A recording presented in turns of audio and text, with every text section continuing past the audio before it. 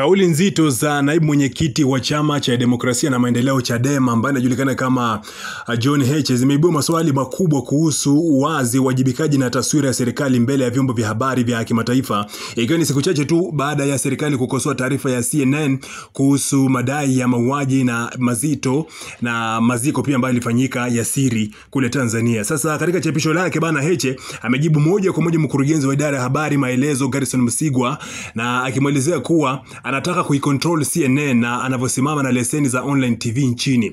Heche amesema kuwa serikali haitaki kukabiliana na maswali magumu na badala yake inajaribu kufunika taarifa kwa nguvu na kwa mamlaka. Sasa Heche alikuwa amehoji kama waliohudhuria mkutano huo walipewa majibu ya maswali mazito yaliyotajwa na umma. Moja, miili ya Tanzania waliouawa kwa nini hajarejeshwa kwa familia? Mama mjamzito kupigwa risasi mgongoni, ni nani aliyeamuru?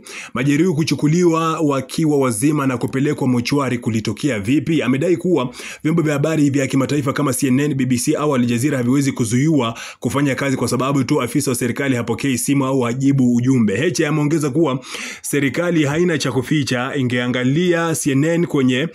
ingealika CNN kwenye mkutano huo ili waulize maswali hadharani. Ametaja pia kwenye wenye nia ovu ni nyie wauaji na sio wanaoonekana kuwa wanaoanika uovu wenu. Akasisitiza kuwa ukatili hauwezi kufunika ama kufunikiwa na kwamba Watanzania kwa sasa sio wajinga. Sasa hii nilichapisha ambalo kwa meliweka nikimnukuu kwa haraka tu, nilikuwa nimekwambia baadhi ya vitu ambavyo alikuwa amevisema kwenye barua yake. Sasa hapa Msigwa anasema kwamba John Heche anasema kwamba wewe Msigwa unataka control CNN kama unavyo control leseni za online TV za Tanzania, au unafikiri hilo ni gazeti unalotaka kufunga wakati wote unaotaka?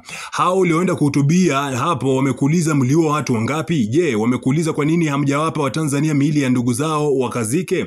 Wamekuuliza kwa nini mlipiga mama mjamzito risasi ya mgongoni? Wamekuuliza kwa nini majeruhi wamechukuliwa wakiwa wazima na kupelekwa mochwari?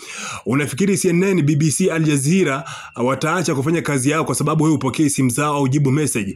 Kwa nini leo haujaalika CNN ili wapate nafasi ya kuuliza maswali ujibu? Wenye nia ovu ni nyie wauaji na sio wanaonekana waovu.